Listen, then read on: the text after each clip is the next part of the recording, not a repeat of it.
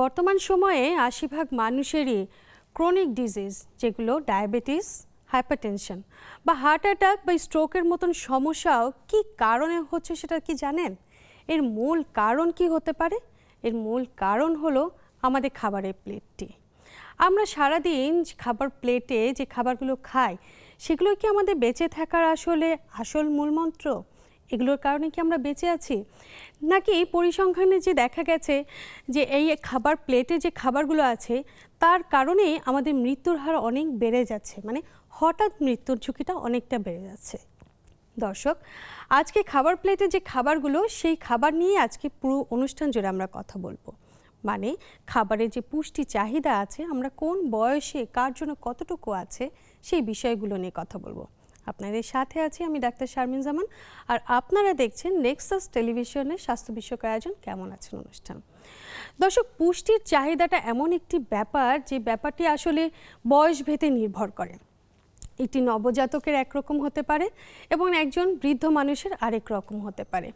কিন্তু পুষ্টির চাহিদাটা আমরা বুঝবো কি করে? সেখানে কি কিলো ক্যালোরি যে মাপটা, সেটা শুধু ডায়েটিশিয়ান বা নিউট্রিশনিস্টরাই বলতে পারে। কিন্তু আমরা সাধারণভাবে যদি জানতে চাই, সেই জায়গাটায় আমি আপনাদেরকে একটু সাহায্য করতে পারি। আমি আপনাদের জানাতে চাই যে আসলে কতটুকু পরিমাণ খেলে কতটুকু ক্যালোরি আসলে আমাদের জন্য প্রয়োজন। আমরা যদি একটু চিন্তা করি, একটু যদি ভাগ করে নিই আমাদের জীবনযাত্রাটা, তাহলে শিশু এবং কৈশোর এবং মধ্যবয়স এবং বয়োজ্যেষ্ঠ যারা আছে বৃদ্ধ বয়সে, এই তিনটা ভাগকেই কিন্তু আমরা খাবারের খাদ্য তালিকা থেকে ভাগ করতে পারি। এবং এখানে কতটুকু খাবার এবং কতটুকু কিলো ক্যালোরি আমাদের জন্য প্রয়োজন, সেই জায়গাটা আমি আপনাদের একটু জানাতে চাই। 0 থেকে 6 মাস যদি আমরা চিন্তা করি, এই সময় কিন্তু বাড়তি খাবারের একদমই প্রয়োজন হয় না। নবজাতক যে শিশুটি আছে সে কিন্তু তার মায়ের কাছ থেকে, তার মায়ের বুকের দুধের মাধ্যমে কিন্তু তার পুষ্টির চাহিদাটা পূরণ করতে পারছে খুব সুন্দরভাবে, যেখানে তার বাড়তি খাবারের চাহিদা একদমই নেই। তার জন্য যতটুকু পুষ্টির দরকার পুরোটাই তার মায়ের কাছ থেকে নিচ্ছে। এরপর যদি 6 মাস থেকে 2 বছর পর্যন্ত আমরা চিন্তা করি একজন শিশুর কথা, তার জন্য মায়ের বুকের দুধের পাশাপাশি পরিপূরক খাবার হিসেবে থাকতে পারে নানা রকম খাবার, নরম জাতীয় খাবার। সেই খাবারটা 800 থেকে 1000 কিলো ক্যালোরি হতে পারে, যেটুকু তার চাহিদা। এবং 2 থেকে 8 বছর পর্যন্ত দৈনিক ক্যালোরি চাহিদা 1000 থেকে 1400 কিলো ক্যালোরি। প্রোটিনের দৈনিক চাহিদা হবে 13 থেকে 19 গ্রাম। এবং এক্ষেত্রে যদি আমরা চিন্তা করি যে 9 থেকে 13 বছর পর্যন্ত যে কৈশোর বয়সটি আছে, সেখানে কিন্তু আমরা দৈনিক ক্যালোরি চাহিদা 1600 থেকে 2000 কিলো ক্যালোরি চিন্তা করতে পারি। প্রোটিনের চাহিদাও দৈনিক প্রায় 34 গ্রাম কিন্তু আমাদের প্রয়োজন তখন। 14 থেকে 18 বছর বয়স পর্যন্ত দ্রুত বৃদ্ধি পায়। এই সময় কিন্তু তার শারীরিক এবং মানসিক দুটোরই কিন্তু চাহিদা অনেক বেড়ে যায়, এবং এটাও ডিপেন্ড করে অনেকটা সে কতটুকু পরিমাণ খাচ্ছে, কি খাচ্ছে সেগুলোর উপরে। এখানে একজন কিশোরের দৈনিক ক্যালোরি প্রায় 2200 থেকে 3200 কিলো ক্যালোরি হতে পারে, এবং প্রোটিনের চাহিদা হয় প্রায় 52 গ্রাম। কৈশোরের আরেকটি ব্যাপার হচ্ছে, কৈশোরী যারা আছেন তাদের হচ্ছে দৈনিক ক্যালোরি প্রায় 18 থেকে 2400 কিলো ক্যালোরি, এবং প্রোটিন প্রায় 46 গ্রাম। মাসিক শুরু হওয়ার কারণে কিশোরীদের যেটা হয় যে দৈনিক প্রায় 15 কিলোগ্রাম আয়রনের প্রয়োজন হয়ে যায়। কারণ আমরা জানি যে যখন মাসিক শুরু হয়ে যায় তখন কিন্তু আয়রনের পরিমাণ অনেকটা কমে যায়, এজন্য তার বাড়তি করে আয়রন জাতীয় খাবারের কিন্তু খুব বেশি প্রয়োজন হয়। প্রাপ্তবয়স্কদের ক্ষেত্রে দেখা যায় 19 থেকে প্রায় 50 বছর বয়স পর্যন্ত যদি আমরা চিন্তা করে থাকি, সেক্ষেত্রে একজন পুরুষের 18 থেকে 50 বছর বয়সে দৈনিক ক্যালোরির চাহিদা প্রায় 2400 থেকে 3000 কিলো ক্যালোরি। এটা অনেকটা নির্ভর করবে তার পরিশ্রমের উপর, সে কি কাজ করছে, সে কি ঘরে কাজ করছে না বাইরে কাজ করছে, এটার উপর অনেক কিছু ডিপেন্ড করবে। এবং তার প্রোটিনের যে চাহিদাটা সেটা প্রায় 56 থেকে 60 গ্রামের মতন পড়বে। এবং একজন নারীর 18 থেকে 50 বছর বয়স পর্যন্ত দৈনিক ক্যালোরির চাহিদা 18 থেকে প্রায় 2200 কিলো ক্যালোরি হবে, এবং দৈনিক প্রোটিনের চাহিদা প্রায় 46 থেকে 50 গ্রাম। আমরা যদি একটু মধ্যবয়স্ক মানুষের কথা চিন্তা করি, যারা প্রবীণ আছেন বা হচ্ছে 52 থেকে আমরা তারও বেশি যারা আছেন আমাদের সাথে, তাদের কথা যদি একটু চিন্তা করি, সেক্ষেত্রে পুরুষের ক্ষেত্রে দৈনিক ক্যালোরি চাহিদা কমে দাঁড়ায় প্রায় 2000 থেকে 2400 কিলো ক্যালোরি। মানে এই সময় একটু কমে যাওয়ার সম্ভাবনা আছে। কমিয়ে দিলে তাদের যে খাবারের যে চাহিদাটা বা তাদের যে পরিপাকতন্ত্র যে নিয়ন্ত্রণ করার ক্ষমতাটা, সেই জায়গাটা খুব ভালো করে কাজ করে। এবং তবে প্রোটিনের চাহিদাটা সেক্ষেত্রে তার কিন্তু একই রকমই থাকে, প্রায় 56 গ্রামের মতন। এবং নারীদের ক্ষেত্রে যারা 51 বছর বয়সের ঊর্ধ্বে আছেন, তাদের ক্ষেত্রে দৈনিক ক্যালোরি চাহিদা প্রায় 1600 থেকে 1800 কিলো ক্যালোরি। এবং যেহেতু এই সময়টা একজন নারীর মেনোপজ শুরু হয়ে যায়, তার মাসিক বন্ধ হয়ে যায়, সেক্ষেত্রে তার দৈনিক প্রায় 1200 কিলোগ্রাম ক্যালসিয়াম এবং 800 আইইউ ভিটামিন ডি এর প্রয়োজন হয়। খুব জটিল একটা সময় একজন নারীর জন্য। যখন পোস্ট মেনোপজের সময়টা চলে আসে, তখন কিন্তু নানা রকম মানসিক পরিবর্তনও হয়। যে সময়টা একজন নারীর জন্য খুব বেশি সমস্যা হয়ে দাঁড়ায়, যে তার আসলে শারীরিক যে চাহিদা আছে বা মানসিক যে পরিবর্তনটা, এই সময় একজন চিকিৎসকের শরণাপন্ন হওয়াটা খুব বেশি প্রয়োজন হয়ে যায়। তখন যদি উনি চিকিৎসকের সান্নিধ্যে যান, দেখা যায় তার যে সমস্যাগুলো তৈরি হচ্ছে মানসিক এবং শারীরিক সমস্তটাই সে কিন্তু চাহিদা পূরণ করতে পারেন। আমরা যদি পুষ্টির দিকে একটু তাকাই, যে আসলে আমাদের কি কি পুষ্টি আসলে প্রয়োজন, সেখানে প্রোটিন, আমিষ, শর্করা, এই জিনিসগুলো আসলে মেনটেন করে আমাদের খাদ্যের যে প্লেটটা, সেটা আসলে নির্ভর করে। সেখানে কিছু আমাদের নিউট্রিশনিস্টরা ব্যালেন্স করে দিয়েছেন যে কতটুকু পরিমাণ প্রোটিন নিতে হবে, কতটুকু শর্করা, কতটুকু সে চর্বি নিতে পারবে। সেই জায়গাটা যদি আমরা একটু চিন্তা করি, তাহলে আমরা দেখছি একজন প্রাপ্তবয়স্কর ক্ষেত্রে দেখা যায় মোট প্রায় শর্করা সে নিবে 46%। প্রায় 46% সে শর্করা নিতে পারবে। এবং এর মধ্যে লাল চাল এবং আটার কথা বলা হচ্ছে, যেটা অনেক বেশি ফাইবার থাকে। লাল চাল যেটা জানি আমরা, যে আমাদের কিন্তু পরিপাকতন্ত্রের জন্য খুব ভালো। যত বেশি ফাইবার জাতীয় খাবার খাওয়া যাবে, তার হজম শক্তি কিন্তু অনেক বেড়ে যাবে। এবং শর্করার ক্ষেত্রে দেখা যায় যে গ্লুকোজ টলারেন্স অনেকটা বেড়ে যায়। তাদের কিন্তু যারা ডায়াবেটিস রোগে আক্রান্ত আছেন, যাদের প্রেশারের সমস্যা আছেন, তাদের জন্য কিন্তু লাল চাল এবং লাল রঙের যে আটাটি আছে, এই আটাটা এবং এই খাবারটা কিন্তু খুব ভালো কাজ করে। প্রোটিনের কথা যদি আমরা বলি, যেটা আমাদের শরীরের জন্য খুব বেশি প্রয়োজন, এবং প্রত্যেকটা পর্যায়ে প্রত্যেকটা বয়সে প্রোটিন সমৃদ্ধ খাবারটা অনেক বেশি প্রয়োজন হয়ে যায়। তার মাত্রাটা সবসময় বেশি রাখতে বলেন। এখানে প্রায় ওজনটা আপনার প্রতি কেজি ওজনের যদি আমরা চিন্তা করি 0.8 থেকে 1 গ্রাম, সেখানে মাছ, মাংস, ডিম এগুলো থাকতে পারে। এগুলো যদি প্রত্যেকটা বয়সে এই পরিমাণ যদি খাওয়া যায়, তাহলে কিন্তু প্রোটিনের যে চাহিদাটা, সেটা অনেকটা কিন্তু কভার করা যায়। চর্বির ক্ষেত্রে বলি আমরা সবসময় যে ফ্যাট, যেটা সবসময় গুড ফ্যাটটা নেওয়ার কথা বলা হয়, কারণ রেড মিট বা রেড জাতীয় যে ধরনের খাবার আছে, ব্যাড ফ্যাটগুলো, সেগুলো কিন্তু আমাদের নানা রকম সমস্যা তৈরি করে। যেমন হার্টের ব্লক তৈরি করে, কেউ লিভারের ফ্যাটি লিভার তৈরি করে ফেলে। সেখানে যদি আমরা গুড ফ্যাটটা যদি নিতে চাই, বা আমাদের শরীরের জন্য যেটা প্রয়োজন, প্রায় 20 থেকে 35% ক্যালোরি আমাদের জন্য প্রয়োজন, সেখানে স্যাচুরেটেড ফ্যাট প্রায় হচ্ছে 7-এর কম থাকতে হবে। এবং এই খাবারগুলো আমরা কোন কোন খাবারে আমরা গুড ফ্যাট পেতে পারি, সেটা হচ্ছে ঘি, খুব ভালো মানের ঘি, অলিভ অয়েল এবং অয়েল যেটা আছে, এবং বাদাম, ভালো যে বাদামগুলো আছে, কাঠবাদাম এবং নানা রকম বাদাম, সেখান থেকে কিন্তু আমরা খুব ভালো পরিমাণে গুড ফ্যাট পেতে পারি। আঁশ জাতীয় খাবার আমাদের দৈনন্দিন জীবনের জন্য খুবই প্রয়োজন। আপনার যদি পরিপাকতন্ত্রের জন্য আপনি চিন্তা করেন যে আপনার খাবারটা কিভাবে হজম হচ্ছে, কতটুকু হজম হচ্ছে, সেক্ষেত্রে কিন্তু আঁশ জাতীয় বা ফাইবার জাতীয় খাবারটা কিন্তু অনেক বেশি প্রয়োজন। দৈনিক প্রায় 25 থেকে 38 গ্রাম আমাদের নিতে বলছেন আমাদের নিউট্রিশনিস্টরা। সেখানে হচ্ছে শাক, সবজি এবং ফলমূল, আর লাল চাল তো আছে, যেখানে প্রচুর পরিমাণে আঁশ থাকছে।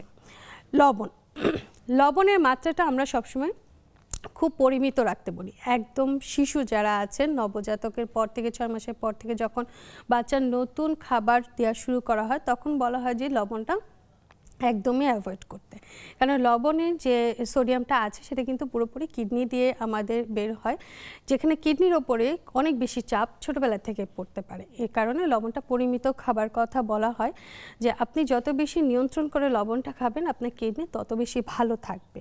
তবে আমাদের শারীরিক যে দৈনন্দিন জীবনের জন্য যতটুকু প্রয়োজন সেখানে 2000 মিলিগ্রাম এর কম যদি সম্ভব হয়, এর কম যদি আমরা নিয়ে থাকি তাহলে সেক্ষেত্রে কিন্তু আমাদের কিডনি অনেক বেশি ভালো থাকবে। এবং আরেকটি ব্যাপার, যারা হাইপারটেনশনে ভুগছেন তাদেরও কিন্তু প্রেশারটাকে নিয়ন্ত্রণ রাখতে অনেক বেশি সাহায্য করবে। আর সবচেয়ে গুরুত্বপূর্ণ যে বিষয়টি তা হচ্ছে পানি। পানি, বিশুদ্ধ পানি খেতে হবে এবং রাস্তা থেকে বা রাস্তার পাশে যে শরবত বা যেখানে অনেক রকমের ফ্লেভার জাতীয় শরবত বা কোনো আখের রস থেকে যে শরবতটা তৈরি করছে এইসব জায়গা থেকে পানি না খেয়ে সবসময় বলা হয় বিশুদ্ধ পানিটা পান করতে। এই পানিটাই কিন্তু আপনার শরীরের আসল উপাদান। এটা প্রায় 2 থেকে 3 লিটার একজন প্রাপ্তবয়স্কের জন্য প্রয়োজন, যেখানে আমরা চিন্তা করতে পারি 5 থেকে 10 গ্লাসের মতো। এটা কিন্তু একবারে না, পুরো একটা দিন 24 ঘন্টার মধ্যে হিসাব করা হয়। অনেকে মনে করেন অনেক বেশি পানি খেলে অনেক বেশি সুস্থ থাকা যায়, আসলে ব্যাপারটা তা না। যে একজন মানুষের শারীরিক গঠন অনুযায়ী নির্ভর করবে তার কতটুকু পানি প্রয়োজন। কমপক্ষে 5 থেকে 8 গ্লাস যদি কেউ পানি পান করে থাকেন, সেটাকে নিউট্রিশনিস্টরা এবং ডক্টররা ভালো বলে থাকেন যে তার শরীরের যে ডিহাইড্রেশনের সমস্যাটা সেটা কিন্তু অনেকটা কমিয়ে আনতে সাহায্য করবে। দর্শক, সময় হয়ে গেছে ছোট্ট একটা বিরতি নিয়ে, আপনারা সাথেই থাকুন, ফিরছি কিছুক্ষণের মধ্যে। বিরতির পর সবাইকে আরও একবার স্বাগত জানাচ্ছি, আমি ডাক্তার শারমিন জামান। দর্শক, আজ আমরা কথা বলছি বয়সভেদে পুষ্টি গুণাগুণ কি হতে পারে আমাদের দৈনন্দিন খাবারে। দর্শক, আমাদের সাথে আমাদের অতিথি চলে এসেছেন আজকে। আমাদের সাথে আছেন তামান্না চৌধুরী, প্রিন্সিপাল ডায়েটিশিয়ান এভারকেয়ার হাসপাতাল। আপনাকে আমন্ত্রণ জানাচ্ছি। আসসালামু ওয়ালাইকুম আসসালাম আপু, কেমন আছেন? বৃষ্টির দিন, আলহামদুলিল্লাহ, অনেক সুন্দর একটি দিন। এই সুন্দর দিনে আমরা একটা সুন্দর একটা টপিক নিয়ে আজকে কথা বলবো, সেটা হচ্ছে আমাদের পুষ্টির চাহিদাটা আসলে কার জন্য কতটুকু। এটা আসলে আমাদের বুঝতে অনেক সময় অনেকটা কঠিন একটা শুরু হয়ে যায় অবস্থা হয়। তবে আমি কিছুটা আমাদের যে দৈনন্দিন জীবনে যতটুকু কিলোক্যালোরি আমাদের খাবারটা প্রয়োজন, যতটুকু পরিমাণে প্রোটিন, আমিষ এবং শর্করা জাতীয় খাবার প্রয়োজন, ততটুকু আমি কিছুটা ধারণা দেওয়ার চেষ্টা করেছি আমাদের দর্শকদের।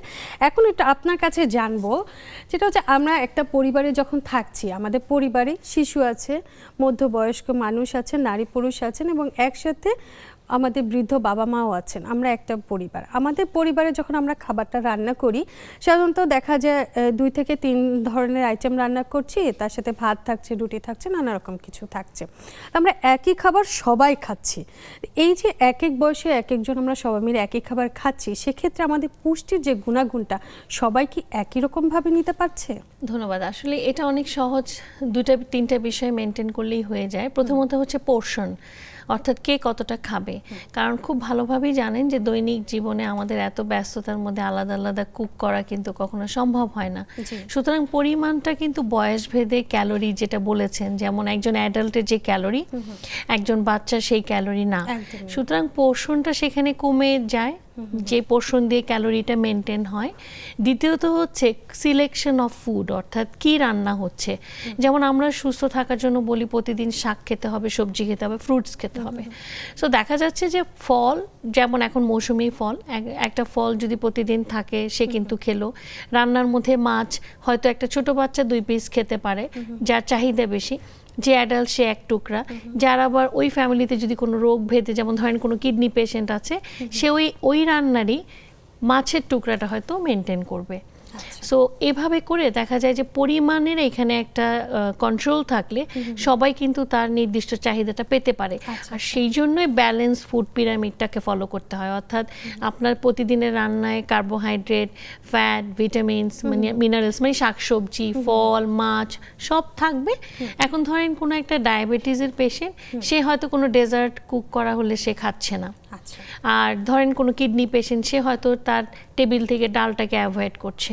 সো এভাবে এই জন্যই বলা হয়, আমি ইদানিং সবাইকে বলি, যেহেতু সবাই ডায়েটিশিয়ানের কাছে পৌঁছাতে পারবেন না, সবাই মিলে না একটা মেনু প্ল্যানিং করা, পছন্দ অপছন্দ, প্রয়োজন, রেস্ট্রিকশন সব কিছু মিলিয়ে যদি একটা মেনু মাসের 7 দিনেরটা করে ফেলা যায়, বাজারও সহজ, রান্নাও সহজ এবং এই নিউট্রিয়েন্ট নিয়ে টেনশনটাও কিন্তু অনেকটা কমে যায়। আচ্ছা, আপনি বলছেন যে এই রান্নার যে প্রসেসটা প্রসেসটা সেটাও কিন্তু অনেকটা মেনটেন করা ব্যাপার, যে কিভাবে রান্না করছে। কারণ আসলে সবাই ব্যস্ত, যে রান্নার ব্যাপারটা দেখা যাচ্ছে যে আমরা অনেক সময় ফ্রিজিং করছি, হাফ কুক করে রাখছি, বা হচ্ছে পুরো একটা সপ্তাহ রান্না করে অনেকে ফ্রিজে রেখে দিচ্ছে। কিন্তু আবার রান্না করার সময় অনেক সময় কম থাকার কারণে খুব তাড়াহুড়ো করে রান্না করছি। এই যে রান্নার সময়ে আমরা যে শাকসবজি খাচ্ছি, যে মাছটা খাচ্ছি, যে মাংসটা খাচ্ছি, এটা কি আমাদের যে রান্নার যে ফ্লেমটা, যে আগুনটা হচ্ছে, তার তাপমাত্রার সাথে কি এর পুষ্টিগুণাগুণ কি কোনোভাবে চেঞ্জ হয়? অবশ্যই। এখন আমি এভাবে যদি বলি, যেমন কর্মব্যস্ত জীবনে আপনি দেখবেন যে সবজি সেটা কিন্তু আপনি কুক করে রাখলে 2 দিনের বেশি ফ্রিজে রেখে খেতে পারবেন না। আবার ওভার কুকড করে ফেললে তো সেটাও তার গুণাগুণ তো অবশ্যই নষ্ট হবে। মাছ মাংসর ক্ষেত্রে যেটা হয় 3 to 4 ডেজের জন্য হয়তো আপনি কুক করে রেখে দিলেন, ফ্রিজে সংরক্ষণ করতে পারলেন। সেই ক্ষেত্রে সুবিধা হচ্ছে শাকসবজির ডিমান্ডটা, সালাদ, একটা শাক, এগুলো কুক করতে বেশি সময় লাগে না। আপনার প্রথম যে অংশটা ছিল। সেকেন্ড অংশ ফ্লেম অনেক কিছু, শুধু ফ্লেম কেন, চুলার যে পাত্র ইউজ করছেন, যেমন বলা হয় যে অ্যালুমিনিয়াম নাকি লোহার, এই জিনিসগুলো অনেক সময় ম্যাটার করে। তারপর হচ্ছে আপনি কোথায় কাটছেন, কোথায় ধুচ্ছেন, কিভাবে রান্না কি দিয়ে কাটছেন, আবার যেই ছুরি দিয়ে বা যে বটিটা দিয়ে আমরা অভ্যস্ত করে আমরা সবজিও কাটছি, পেঁয়াজও কাটছি, আবার মাংসও কাটছি। এই যে ছোট ছোট বিষয়গুলো, এগুলো যেমন এই যে আজকের প্রোগ্রামে হয়তো ধরেন একটা ফ্যামিলি জানা মানে কিন্তু অনেকের উপকার হওয়া। সো আপনাদের ওই ফ্লেমের ব্যাপারটা খুব ইম্পর্টেন্ট। এবং এখন আপনি একটা নতুন ট্রেন্ডস মনে হয় দেখেছেন, এয়ার ফ্রায়ার। সো এয়ার ফ্রায়ারটা খুব ট্রেন্ডি, বাচ্চাদের ফ্রেঞ্চ ফ্রাইজ বা ভাজা পোড়া খেতে চাইলে ইভেন বড়রাও খাচ্ছে। সো আমার কাছে সবসময় মনে হয় কি, যে কোনো নতুন আবিষ্কার আসলে ফুডের ক্ষেত্রে স্পেশালি সেইটার ইম্প্যাক্ট বা কোনো বডিতে খারাপ কিছু হচ্ছে কিনা এটা বুঝতে পারার জন্য কিন্তু বেশ কিছুটা সময়ের প্রয়োজন হয়। হ্যাঁ, তো আমার কাছে মনে হয় যে সব দিন প্রতিদিন একই জিনিস একইভাবে এয়ার ফ্রায়ারে না খেয়ে অকেশনালি খাওয়া যেতে পারে। আর ট্রেডিশনাল যে আমরা তাপ দিয়ে রান্না করি, দ্যাট ইজ ভেরি গুড। এটা তো পুরানো পদ্ধতি, একদম প্রাচীন। সো সেই ক্ষেত্রে রান্নার সময়টা যদি কেউ মেনটেন করতে পারে, তাহলে কিন্তু এই তাপের ব্যাপার বলেন, বেশি হিট কম হিট, অনেকে তাড়াহুড়া করে। ভালো মতো অর্ধসিদ্ধ খাবার, আপনি খুব ভালোভাবে জানেন, একজন গর্ভবতী মা যদি বাড়িতে থাকেন আর সে যদি ফুল কুকড বা মুরগি না খান, বাচ্চারা প্রতিদিন মুরগি খাচ্ছে, তারা যদি প্রপার কুকিংটা না খায়, অনেক রকম ব্যাকটেরিয়ার ইনফেকশন। আমাদের সাথে একজন দর্শক আছে, আমরা প্রশ্নটা নিয়ে নিই। দর্শক, নাম বলে প্রশ্নটি করুন।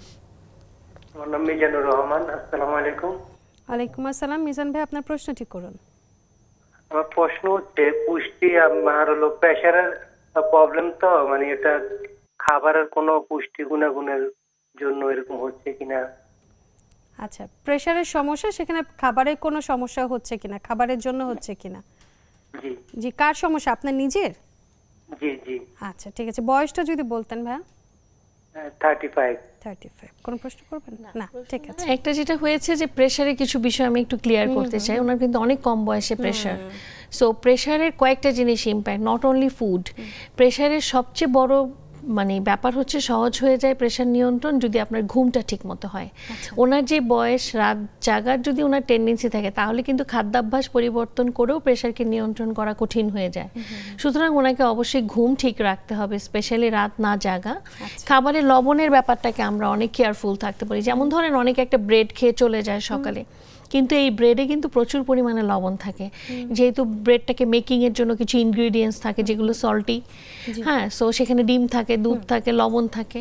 সো এমন কিছু খাবার যেটা বেকারিজ, যেটাতে লবণ বেশি থাকে, সয়া সস, টেস্টিং সল্ট আছে, অথবা মশলার মধ্যে রেডিমেড মশলা ব্যবহার করছে, ছোট ছোট জিনিস, এই জিনিসগুলো উনি এড়িয়ে চলা, স্ট্রেসটাকে একটু কমানো এবং প্রেশারকে ব্যালেন্স করা সবচেয়ে বেস্ট হচ্ছে পানি। পানি যখন খাবেন, ইলেকট্রোলাইটটা কিন্তু অনেক ভালো থাকে, স্পেশালি সোডিয়াম। সো আর পটাশিয়াম যুক্ত খাবার তাকে অবশ্যই প্রেশার নিয়ন্ত্রণে বাড়াতে হবে।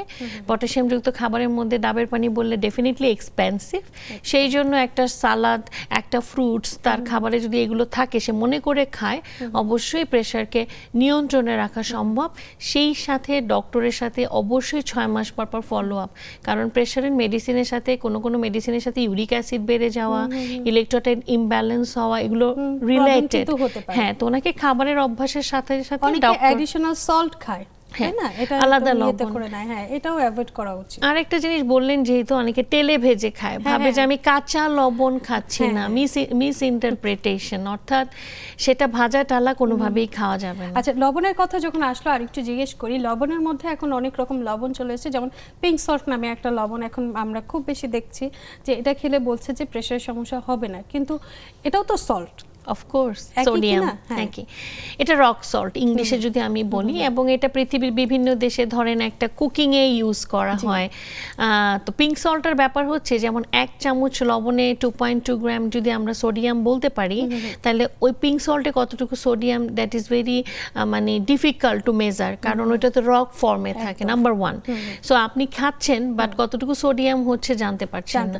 দ্বিতীয়ত হচ্ছে যে পিঙ্ক সল্টটা আপনার আয়োডাইজড না, মানে আমরা যেমন বাংলাদেশ গভর্নমেন্ট কিন্তু সাধারণ যে লবণ তাতে আয়োডিন নিশ্চিত করতে বলেছেন, যে আমরা যেন লবণটা থেকে আয়োডিনটাকে পাই। আয়োডিন তো জানেন টিনেজার, বাচ্চা, গর্ভবতী মা সবার জন্য, সবার জন্য, এবং আয়োডিনের ঘাটতিতে অনেক প্রবলেম হতে পারে। কেন আয়োডিন লবণে দেওয়া হয়েছে? বিকজ ফর্টিফিকেশনের জন্য একটা এমন খাবারকে বেছে নিতে হয় যেটা সবাই খায়, দ্যাট ইজ লবণ।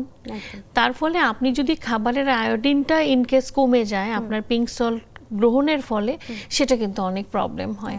সো আমার মনে হয় কি পিঙ্ক সল্ট আসলে মশলার, আপনি দেখবেন বিভিন্ন জায়গায় একটা খাবারে আমরা বা হচ্ছে হ্যাঁ যে কোনো সালাদে আমরা এটাকে ইউজ করতে পারি, বাট রেগুলার না, বা হচ্ছে সল্টটাকে আমরা অ্যাভয়েড করলে প্রেশারটা তো আমরা নিয়ন্ত্রণে রাখতে পারবো। আমরা কিন্তু রান্না বান্নার কথাটাতে ছিলাম, তো সেখানে যদি আরেকটু জানি আপু, যে এই হাঁড়ি পাতিলের একটা ব্যাপার আছে, আমরা অনেক সময় কনফিউজ থাকি যে আসলে অ্যালুমিনিয়াম হাঁড়িতে রান্না করব নাকি আয়রনের। আর আয়রনের হাঁড়িতে বলছে যে রান্না করলে খাবারের যে গুণাগুণ, পুষ্টিগুণ, সেটা নাকি খুব ভালো মেজার থাকছে।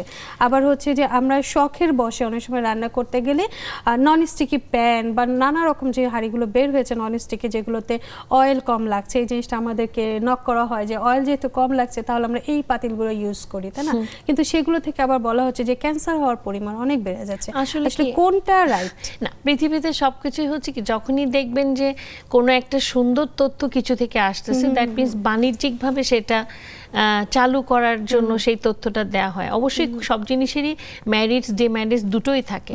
সো আপনি যেটা বলছিলেন নন স্টিকি ফ্রাই প্যান বা নন স্টিকি পাত্র, সেটা অবশ্যই তেল কম লাগে, এটা ট্রু, কিন্তু যে উঠে যায় যে জিনিসগুলো ওখান থেকে বের হয় খাবারের সাথে, আপনি দেখবেন ম্যাটেরিয়ালটা, এবং এই নন স্টিকিতে দেখবেন কাঠের চামচ দিয়ে নাড়তে বলা হয়।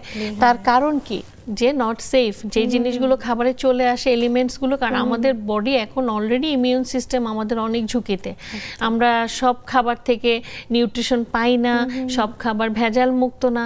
তা বডি যখন এত নাজুক অবস্থায় থাকে, অর্থাৎ ইমিউনিটির ঝুঁকিতে থাকে, তখন ডেফিনেটলি ওইটা ট্রিগার্ড করতে পারে, যেটাতে কালার বা কোনো কিছু আছে যে ম্যাটেরিয়াল শরীরের জন্য দ্রব্য, মানে আমাদের জন্য প্রয়োজনীয় না। সেই ক্ষেত্রে মাটির পাত্র বা ধরেন আপনি যে লোহার বললেন সুন্দর করে তৈরি সেই পাত্র, পুরানো দিনে কিন্তু তাই করা হতো, আগে ব্যবহার করা, রাইট। লোহার কড়াইতে যখন তেলের ব্যবহার হয়, তখন তেল লাগলেও, মানে ডুবো তেলে ভাজলেও তেল কিন্তু অনেক দেখবেন থেকে যায়, খুব বেশি ফুডের মধ্যে যাবে না, আপনি যদি প্রপার ওয়েতে সেটা ফ্রাই করতে পারেন বা রান্না করতে পারেন।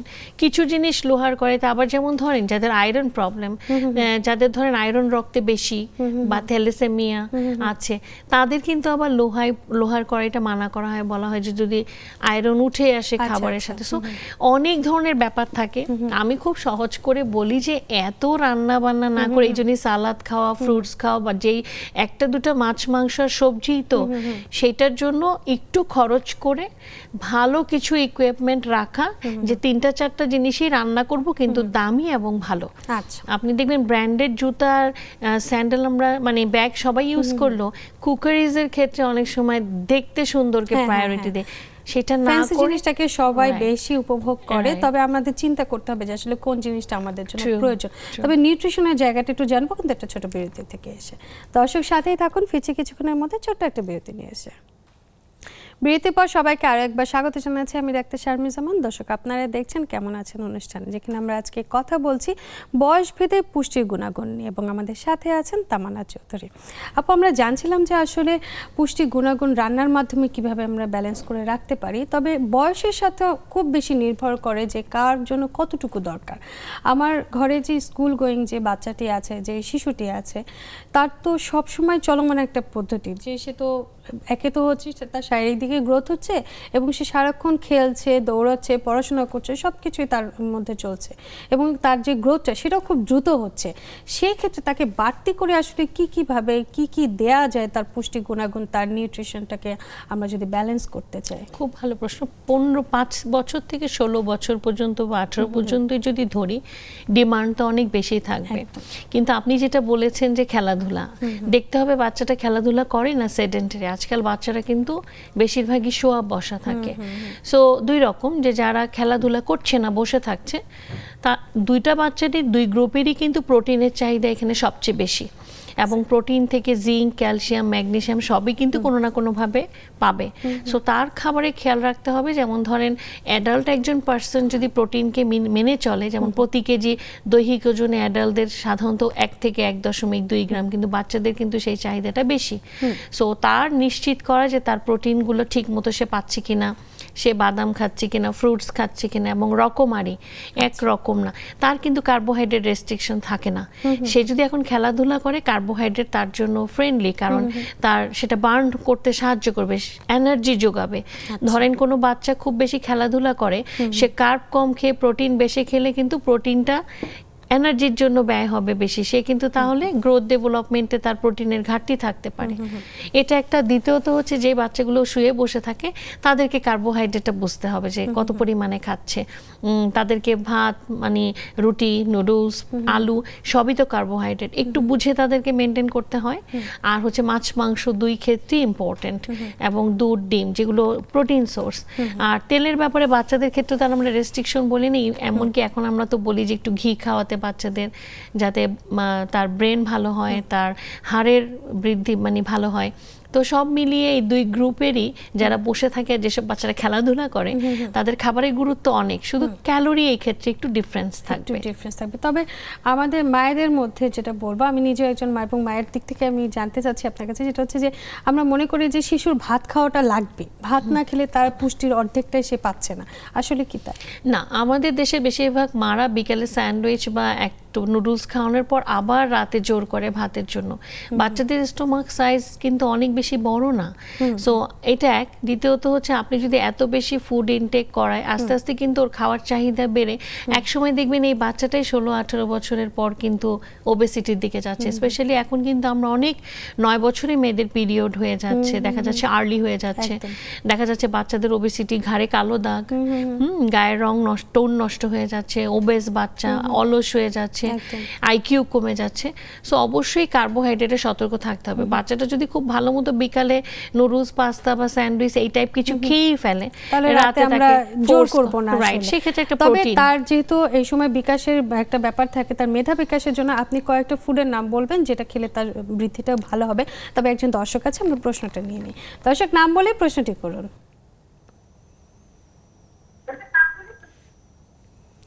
হ্যাঁ, আমার নাম নানকু খান। জি জি, আমি কিডনি রোগী, ডায়াবেটিস। জি, আপনার প্রশ্নটি করুন দর্শক। আমার শরীর এই হঠাৎ দুর্বল হয়ে জায়গা, অশান্তি, তারপরে ঠিক মতন। আচ্ছা, কোন প্রশ্ন করবেন? খাওয়া দাওয়া করতে পারি না। আচ্ছা দর্শক, আপনার ক্রিয়েটিনিন কত আছে এখন? ক্রিয়েটিনিন এর আগে 6 মাস আগে মাপাইছিলাম আপনার 1.8। 1.8। আর ডায়াবেটিস কি নিয়ন্ত্রণে আছে নাকি এটাকে ইরেগুলার থাকছে? এগুলি যেমন ওই যে পাও তো ভাঙ্গা, এই কারণে যে ইন্স্যুরেন্স যে 3 বেলা। আচ্ছা আচ্ছা, ঠিক আছে দর্শক, সাথেই থাকুন, আপনার প্রশ্নটা নিয়ে আলোচনা করব। আসলে উনি 6 মাস আগে কিডনি ক্রিয়েটিনিন করেছে। ওনাকে আমি বলবো যে একজন কিডনি রোগী যে জানেন তার ক্রিয়েটিনিন হাই, তাকে প্রতি 3 মাস অন্তর অন্তর কিন্তু কিডনি ক্রিয়েটিনিন করে এবং HbA1c যেহেতু তার মুভমেন্ট এখন বন্ধ 3 মাসের করে একটা তাকে গড় নেফ্রোলজিস্টের জানতে হবে। কাছে যেতে হবে প্রথমত। কারণ কিডনি রোগীদের সবচেয়ে বড় চ্যালেঞ্জ হচ্ছে হেমোগ্লোবিন। আচ্ছা, তার যেহেতু কিডনি ক্রিয়েটিনিন বেশি, অবভিয়াসলি তার হেমোগ্লোবিনও কম থাকার কথা। সেই ক্ষেত্রে যে তার যে দুর্বলতা, এটা একটা কারণ হতে পারে হেমোগ্লোবিন কম। দ্বিতীয় কারণ হতে পারে ইনসুলিনের সাথে সুগারের ব্যালেন্স হচ্ছে কিনা। কারণ সে বলেছেন 3 বেলা তাকে ইনসুলিন নিতে হয়, তাহলে ইনসুলিন নেওয়ার পরও যদি সুগার আনকন্ট্রোল থাকে, তার তো ওই যে যেটার জন্য সে শোয়া এখন সেটার হিলিংও দেরি হবে, আচ্ছা, সে উইক ফিল করবে। অনেক মানুষের একটা ভুল ধারণা যে উইক লাগলে একটু খেলে ভালো লাগবে, ডায়াবেটিক পেশেন্টদের স্পেশালি। বিশেষ করে বাট তার মনে রাখতে হবে যে তাকে সবসময় এটা ট্র্যাক করতে হবে গ্লুকোমিটার দিয়ে, কারণ মোস্টলি সুগার বেড়ে গেলেই এদের দুর্বল লাগে বেশি। আচ্ছা, সো থার্ড হচ্ছে electrolyte is a very important parameter for kidney patient. তার সোডিয়াম পটাশিয়াম এই মোমেন্টে কেমন আছে, কোনো কারণে যদি পটাশিয়াম কমে যায়, সোডিয়াম কমে যায়, তাহলেও কিন্তু তার এমন লাগবে দুর্বল লাগতে ইমার্জেন্সি। পারে, একদম। সো ওনার উচিত ইমিডিয়েট একজন নেফ্রোলজিস্টের কাছে যাওয়া। এবং খাবারে হচ্ছে অবশ্যই তো সে ডাল খাবে না, এখন আমের সিজন চলছে, আম অ্যাভয়েড করবে, কারণ যেহেতু আম খেয়ে কিন্তু অনেকে অসুস্থ হচ্ছেন, বিশেষ করে যারা ডায়াবেটিক পেশেন্ট। কার্বোহাইড্রেট তাকে খেতেই হবে, কিডনি পেশেন্টের জন্য একটা খুব ভালো ফ্রেন্ডলি নিউট্রিয়েন্ট কিন্তু কার্বোহাইড্রেট, বাট বুঝে খেতে হবে তার ডায়াবেটিসের সাথে এবং পরিমাণ মতো। একটা ডিমের সাদা সে অবশ্যই খেতে পারবে, বাট আসলে অ্যাকুরেট কতটুকু খাওয়া খাবে এটা পুরা রিপোর্ট প্রোফাইল না দেখে বলা কঠিন, কিন্তু যে পরামর্শগুলো দিয়েছি সে ইমিডিয়েট নেফ্রোলজিস্টের কাছে গেলে নেফ্রোলজিস্ট এবং একজন Dietitian ডায়েটিশিয়ান, তাই না? এর কাছে দুটোই আপনার জন্য দরকার দর্শক, ইমিডিয়েটলি। কারণ আপনার কিন্তু 6 মাস আগে আপনি চেক করেছেন, এর মধ্যে আর করেননি। আমাদের এত বেশি গ্যাপ দেওয়া যাবে না, আপনি যত দ্রুত সম্ভব একজন নেফ্রোলজিস্ট এবং একজন ডায়েটিশিয়ানের আন্ডারে চলে যাবেন।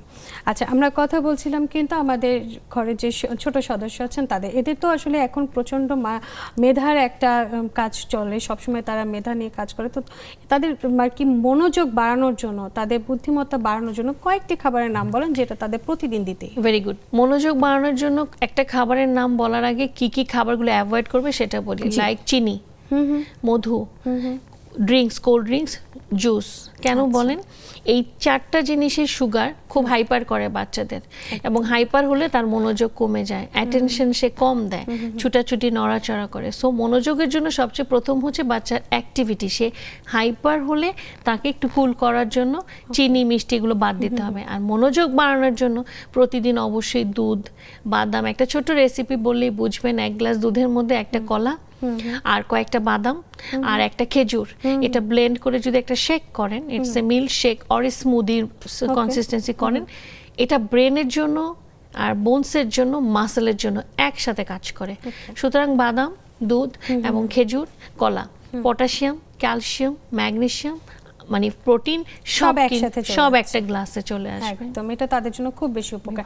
এবং এই খাবারটা কি একই সাথে তার ইমিউনো বুস্ট করতে কি হেল্প করবে? অফকোর্স, কারণ মাল্টি নিউট্রিয়েন্টস, এখানে যেই খাবারের জিনিসগুলো ইউজ করা হলো সবগুলোই কিন্তু অনেক অনেক নিউট্রিশন দিবে, কারণ অনেকগুলো নিউট্রিশনের কম্বিনেশনেই কিন্তু বডির ফাংশন। অর্থাৎ শুধু এক ক্যালসিয়াম কিন্তু কখনো বোনসকে ভালো রাখতে পারে না। আরেকটা কথা আপনার প্রশ্নে আমি উত্তর দিতে ভুলে গিয়েছি, ভিটামিন ডি তাদের মাস্ট চেক করতে হবে, কারণ এই বয়সটাই, এই সময়টাই যে 5 থেকে 18-র মধ্যে ভিটামিন ডি ঘাটতি পূরণ করা গেলেই কিন্তু লম্বা হয়। আমাদের দেশে লম্বা না হওয়ার অন্যতম একটা কারণ হচ্ছে লো ভিটামিন ডি লেভেল বা সাফিসিয়েন্ট লেভেল। সো আমার মনে হয় যদি এই ধরনের কোনো ইস্যুস থাকে, প্যারেন্টসকে উচিত চেক আপ করে ডক্টরের সাথে কথা বলে একদম মেজারমেন্টটা জেনে তাকে তার সাপ্লিমেন্টটা দেয়া। আমাদের সাথে আরেকজন দর্শক আছে, আমরা প্রশ্ন চিনি। দর্শক নাম বলে প্রশ্ন ঠিক করুন। আসসালামু আলাইকুম। ওয়ালাইকুম আসসালাম। দর্শক,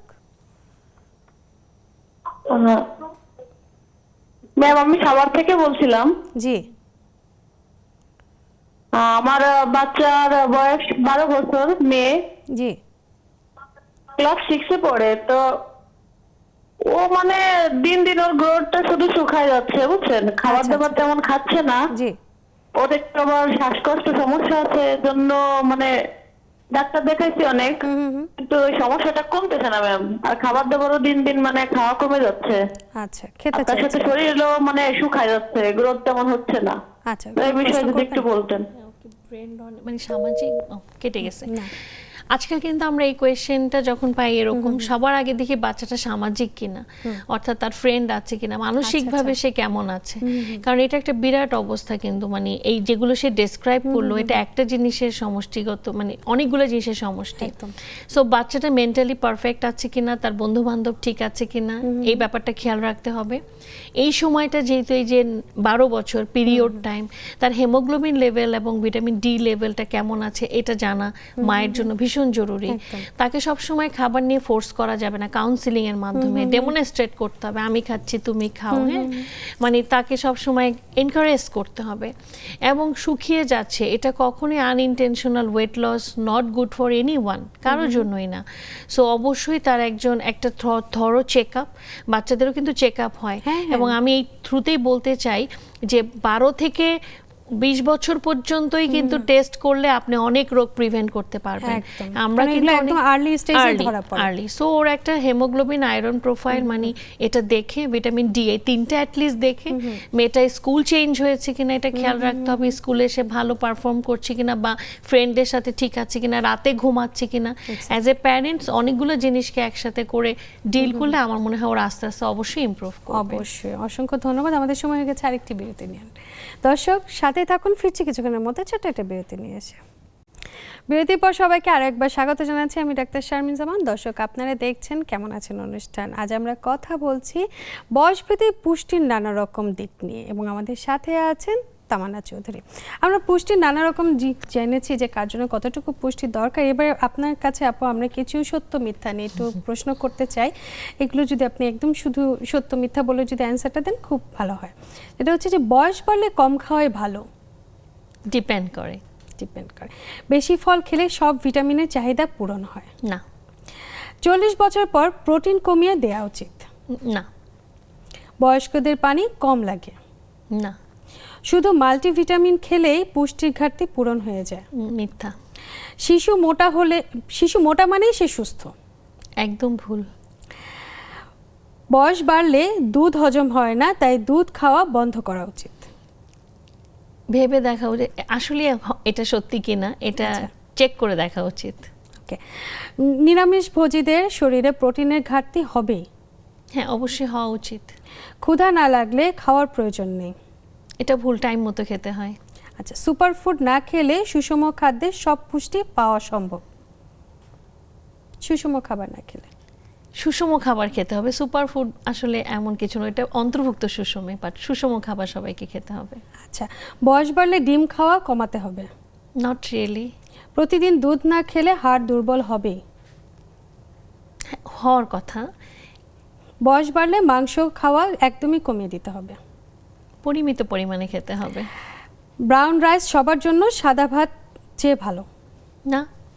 আচ্ছা, বয়স্কদের কোম্পানি লাগে, এটা আমরা জেনেছি। খাবারের চেয়ে সাপ্লিমেন্ট বেশি কাজ করে। কখনো না। আমাদের সাথে আরেকজন দর্শক আছে, আমরা একটু প্রশ্নটা নিই। দর্শক নাম বলে প্রশ্নটি করুন।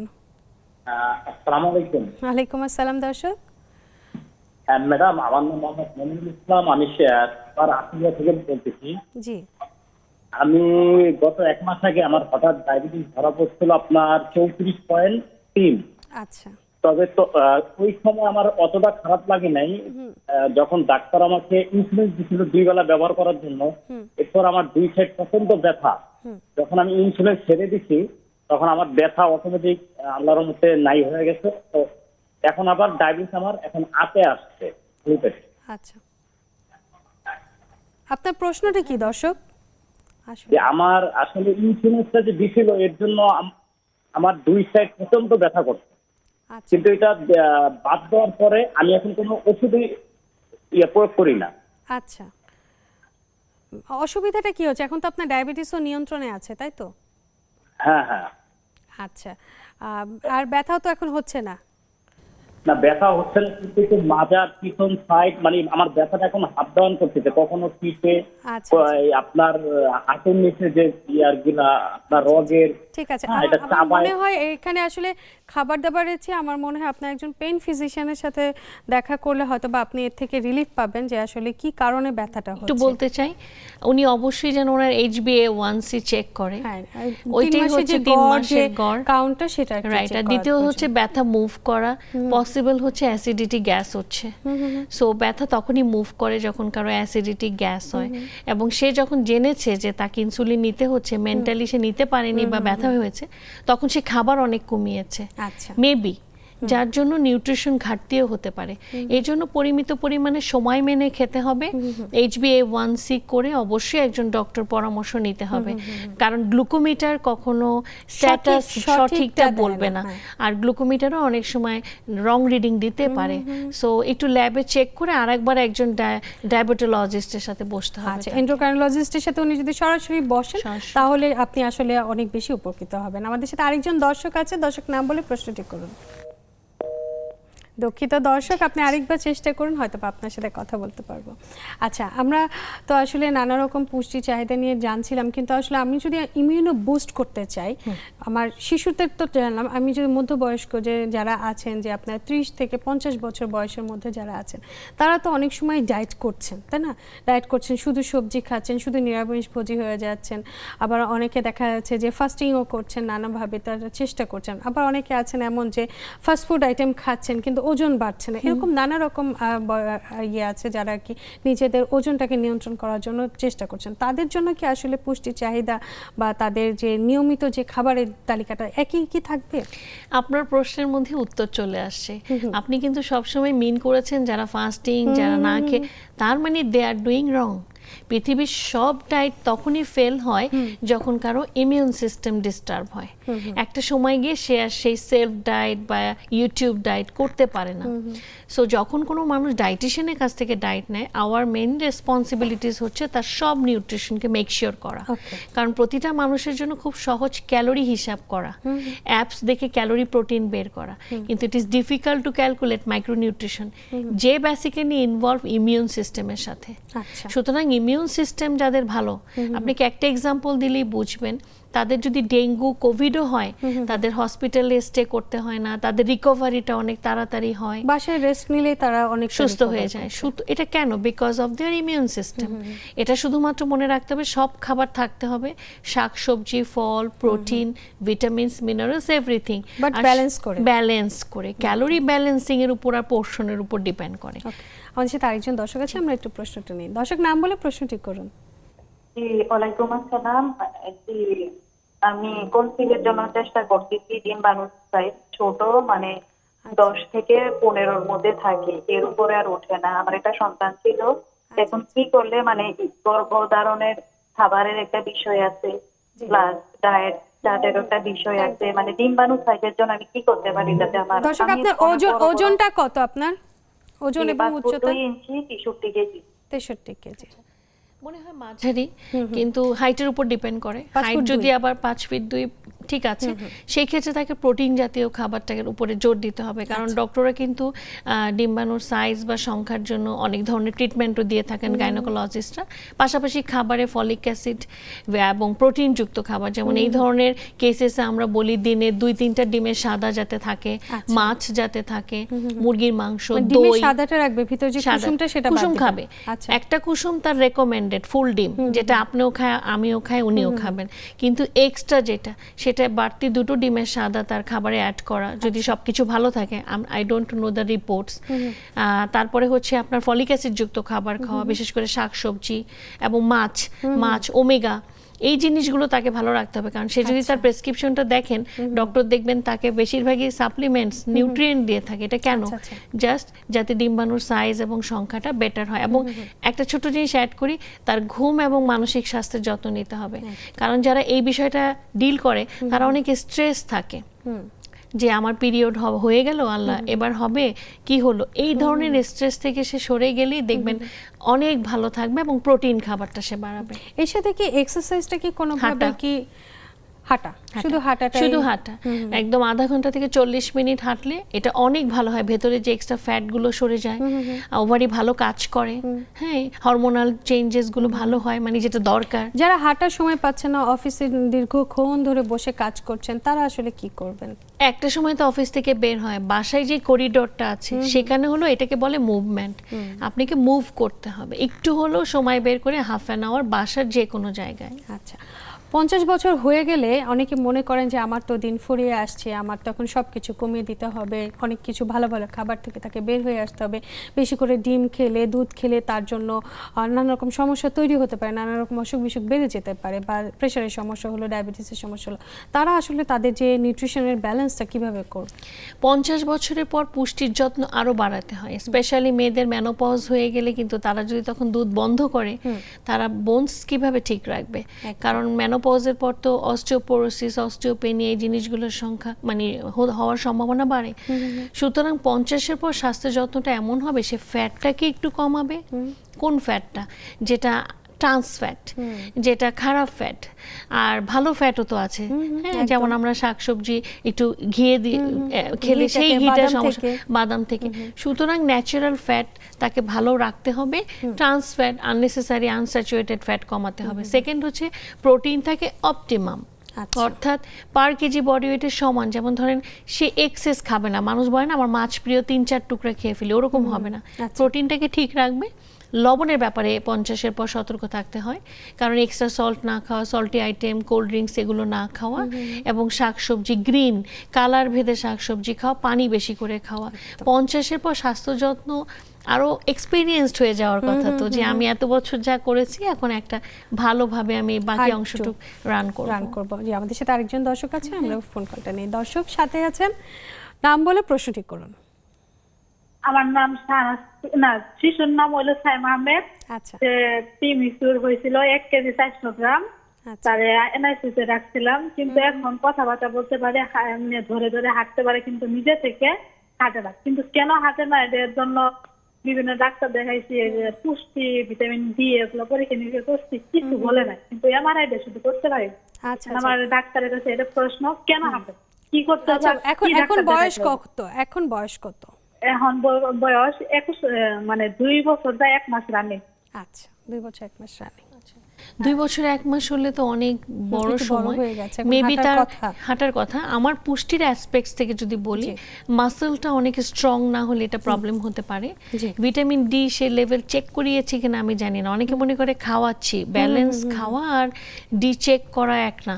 তো আমার মনে হয় calcium, vitamin D, magnesium check আছে কিনা এটা একটু দেখা, বাচ্চাকে অবশ্যই তার যে সোশ্যাল বিহেভিয়ারটাকে চেক করা, এবং মাসলটা স্ট্রং করতে প্রোটিনের ব্যাপারটাকে তাকে বাড়াতে হবে, মাছ, মাংস, ডিম, এই ব্যাপারগুলো। তবে ওনার উচিত, অবশ্যই উচিত, ডেভেলপমেন্টাল যে ডক্টরসগুলো আছে বা নিউরো একজন মেডিসিন, তাদের সাথেও কিন্তু একটু যাওয়া। অনেক সময় আমরা পেডিয়াট্রিশিয়ানের কাছে যাচ্ছি, বাট প্রপার কিছু সমস্যা আছে কিনা জানতে চাচ্ছেন। হ্যাঁ, এই জন্য আমার মনে হয় একজন নিউরো পেডিয়াট্রিক, নিউরো মেডিসিন যারা ডিল করেন বা ডেভেলপমেন্টের যে ডক্টর, তাদের সাথে একবার অবশ্যই যাওয়া দেখতে উচিত। পারেন। ডেভেলপমেন্ট নিয়ে কাজ করে এখন অনেক চিকিৎসক আছে যারা বাচ্চাদের গ্রোথ নিয়ে শুধু কাজ করেন, সেটা শারীরিক মানসিক দুটোই। দর্শক, আপনি চাইলে একজন ডেভেলপমেন্ট নিয়ে কাজ করে যেসব ডক্টররা আছেন তাদের সরাসরি তাদের সাথে সান্নিধ্যে যেতে পারেন। আচ্ছা, আপনি বলছিলেন যে ভিটামিন ডি এর ঘাটতি হলে সেটা আর কি পূরণ করাটা খুব বেশি দরকার। আমরা জানি ভিটামিন ডি মানে ক্যালসিয়াম, ক্যালসিয়াম মানে দুধ। দুধ একটা মানে আবশ্যক একটা জিনিস যেটা সব বয়সের মানুষের জন্য প্রয়োজন। তবে দুধ মানে আমরা বুঝি শুধু গরু বা ছাগলের দুধ, সেটা এতে কিন্তু এই দুধটা অনেকের হজমের সমস্যা করে, অনেকে খেতে পারেন না, অনেকের কাছে স্মেল ভালো লাগে না, নানা রকম সমস্যা তৈরি করে। এখন কি আমরা বলতে পারি যে এই দুইটা দুধ ছাড়া আমরা অন্য কোনো দুধ খেতে পারি বা ব্যবহার করতে পারি? প্রথমত হচ্ছে বিদেশে যদি যান, এখনকার মানুষের খুব ট্রেন্ডস যে বিদেশে আমন্ড দুধ আছে, অ্যালমন্ডের, বাদামের দুধ, কোকোনাট মিল্ক। তো আমি সবসময় একজন ডায়েটিশিয়ান হিসেবে মনে করি যেটা ইম্পোর্টেড সেটা আমরা অবশ্যই যাব না।